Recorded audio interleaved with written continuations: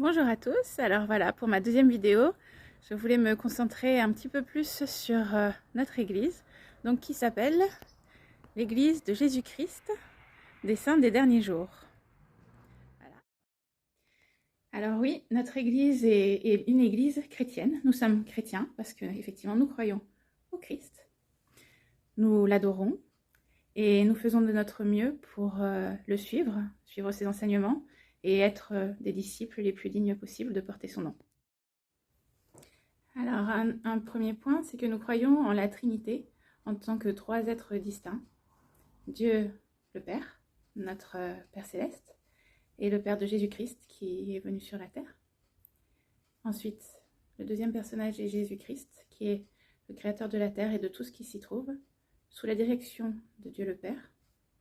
Il est le Fils unique du Père dans la chair, le Sauveur qui prit sur lui toutes nos souffrances, nos douleurs, nos mauvaises actions, par son sacrifice à Gethsémane et sur la croix. Et enfin, il est le Rédempteur qui nous permet de retourner au Père grâce à sa résurrection, qui a ouvert la voie à tous. Et le troisième personnage, le Saint-Esprit, qui est un personnage d'esprit et qui témoigne et révèle la vérité, sanctifie les personnes qui se font baptiser et se repentent, et l'esprit de promesse qui scelle les alliances que l'on fait. Un autre point, c'est que nous croyons que cette vie n'est qu'un passage de progression. Nous avons vécu avant et nous vivrons encore après. Nous croyons en l'importance de la famille comme représentation d'un modèle divin.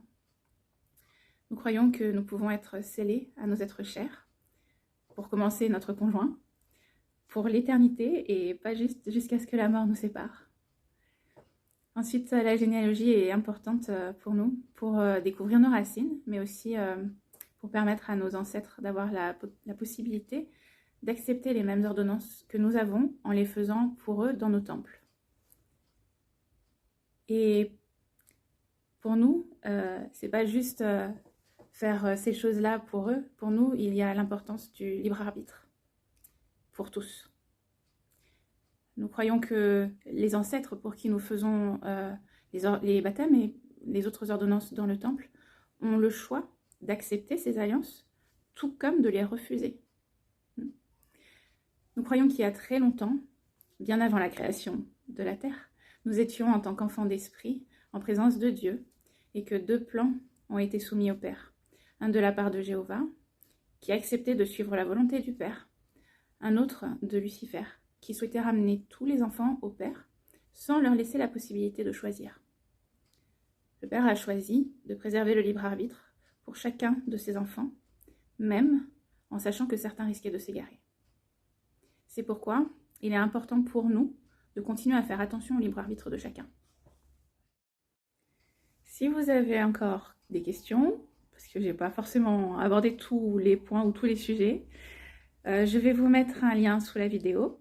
N'hésitez pas à cliquer dessus. Ça amène au site de l'Église de Jésus-Christ des Saints des Derniers Jours avec toutes les questions possibles, avec pas mal de réponses.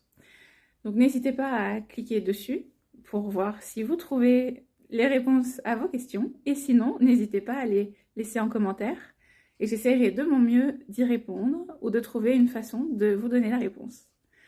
Merci beaucoup de suivre. N'hésitez pas à aimer et à partager. À bientôt. Au revoir.